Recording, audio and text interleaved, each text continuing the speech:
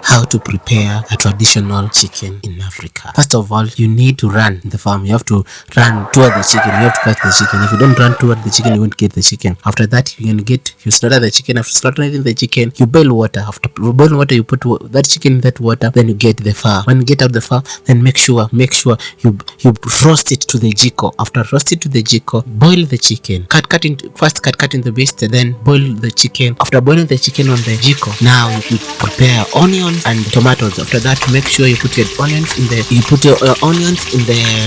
sufuria. After putting onions in the sufuria on a good oil, then start mixing the chicken.